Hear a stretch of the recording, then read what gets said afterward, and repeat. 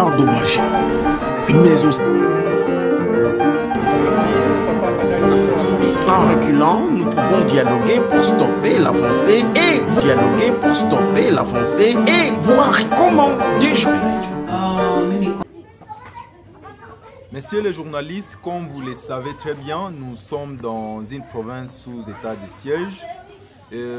C'est un peu alarmant. Il y a des choses qui se passent dans la province du Nord Kivu.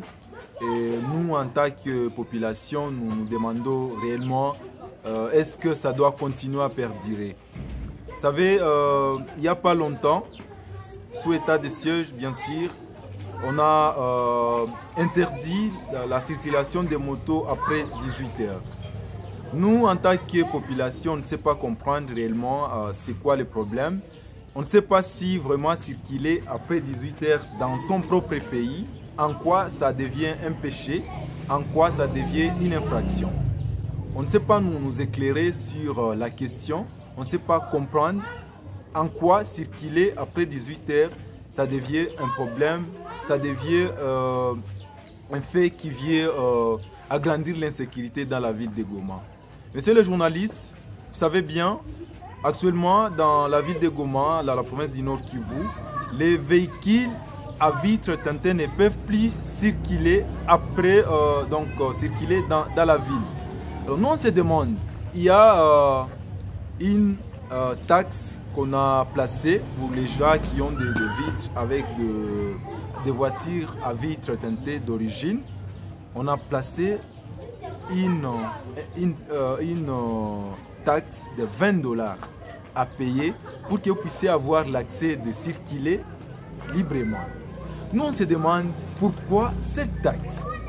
Tu as payé ta voiture, mais on t'oblige de payer une amende, je ne sais pas, je peux appeler ça une amende parce que nulle part où c'est mentionné qu'on doit payer 20 $ pour circuler avec une voiture. Surtout que nous sommes dans une province sous état de siège, une situation qui est un peu particulière par rapport aux autres provinces. Notre grande crainte est que l'état de siège qui est venu dans les buts d'instaurer, d'imposer la paix dans un bref délai, je ne sais pas si il a échoué la mission d'instaurer la paix et qu'il est actuellement en train de s'apprendre à la population. Circuler dans la ville de Goma après 18 heures, on n'a plus la possibilité. Pourtant, beaucoup de gens font des travaux nocturnes dans la ville de Goma. Il y a beaucoup de gens, beaucoup de jeunes qui travaillent la nuit. Ils ont besoin de circuler après 18 heures.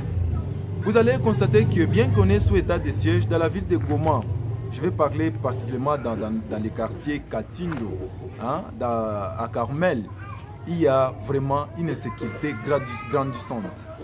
On tue les jeunes presque chaque nuit, on cambriole des boutiques, des vivettes, et cela sous les impuissants des autorités de l'état de siège. Ils ne disent rien, mais quand il faut s'attaquer aux motards, quand il faut s'attaquer aux gens qui ont des voitures à vitres teintées, c'est là qu'ils parlent. On a donné les frais à payer pour les élèves qui sont en 6e, les frais de participation à l'examen d'État, et on fait payer 130 000 francs, alors que l'année passée, là en 2023, les frais de participation à l'examen d'État étaient de 95 000 francs. Nous, on se demande, est-ce qu'il y a quelque chose qui a changé pour qu'on puisse hausser les frais de participation à l'examen d'État? Est-ce que la situation économique ou sociale a changé? Est-ce qu'elle a changé? Oui, elle a changé négativement, pas positivement. Mais on hausse les prix de participation à l'examen d'État dans une province qu'on peut déclarer sinistrée, dans une province où il fallait enlever ces frais que j'appelle des frais inutiles. Mais voilà qu'actuellement, la population est en train d'être martyrisée du jour au lendemain par le propre dirigeant, appelé les gouverneurs militaires, appelé les maires de la ville, je ne sais pas, policiers. On a restreint les mesures de circulation des motards, oui, après 18 heures. Premièrement, de revoir la mesure de restriction de circulation des motards qui demande que les motards puissent circuler juste avant 18 h. Donc après 18 h, il n'y a plus de circulation. Mais cela ne touche pas seulement les motards. Cela touche toute la population de la ville de Goma. Nous, en tant qu'on nous appelle des cascadeurs, des Djouakali, nous circulons dans la ville, nous cherchons la vie. On ne vole pas les biens de l'État. Je ne vois pas pourquoi on n'a plus accès de circuler après 18 h dans notre propre pays. La loi, la mesure de dire que les véhicules à vitres teintées ne doivent plus circuler dans la province du Nord Kivu. Je pense qu'on doit revoir cette mesure parce que c'est une mesure qui est en train de voler les paisibles citoyens. Voilà, c'est ça, monsieur le journaliste. Endommagé. Mais aussi